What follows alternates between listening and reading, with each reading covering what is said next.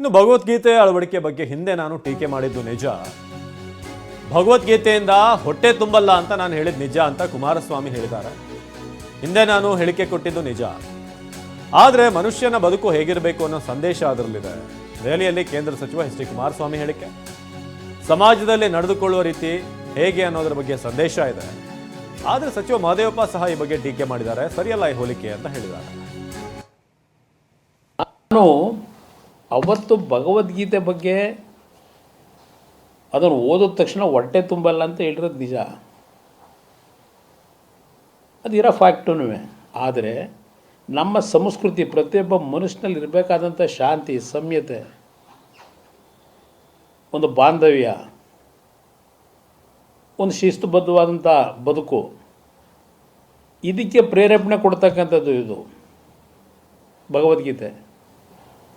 ಯಾವುದೋ ಸಮಾಜಗಳನ್ನು, ಯಾವುದೋ ಧರ್ಮವನ್ನು ಹೀಯಾಳಿಸ್ಬೇಕು ಅಂತಕ್ಕಂಥದ್ದಿಲ್ಲ ಇಲ್ಲಿ.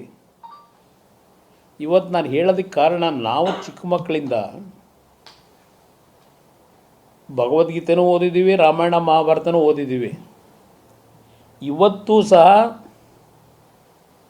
ಅವತ್ತಿನ ಈ ಒಂದು ಸಂದೇಶಗಳೇನಿದೆ ಪ್ರಸ್ತುತ ಅಂತಕ್ಕಂಥದ್ದನ್ನು ಯಾರೂ ತೆಗೆದುಹಾಕೋಕ್ಕಾಗಲ್ಲ. ಸಂವಿಧಾನದ ರಕ್ಷಣೆ ಕೊಟ್ಟಿರ್ತಕ್ಕಂಥದ್ದು ಬೇರೆ,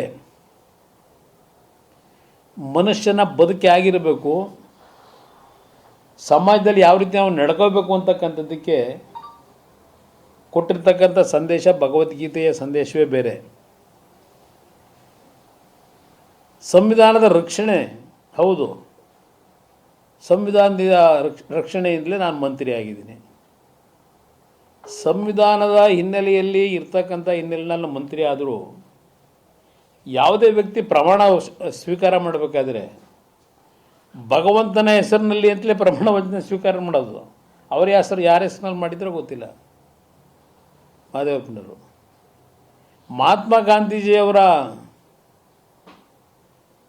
ಆತ್ಮಕಥನದಲ್ಲಿ ಇರ್ತಕ್ಕಂಥ ಅವ್ರು ಹೇಳಿರ್ತಕ್ಕಂಥದ್ದು ದೊಡ್ಡದು ಭಗವದ್ಗೀತೆ ಬಗ್ಗೆ.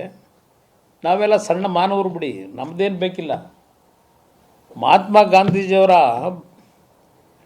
ಭಗವದ್ಗೀತೆ ಬಗ್ಗೆ ಇದ್ದಂಥ ಗೌರವ, ಅವ್ರಿಗಿದ್ದಂಥ ಅದ್ರ ಬಗ್ಗೆ ನಂಬಿಕೆ,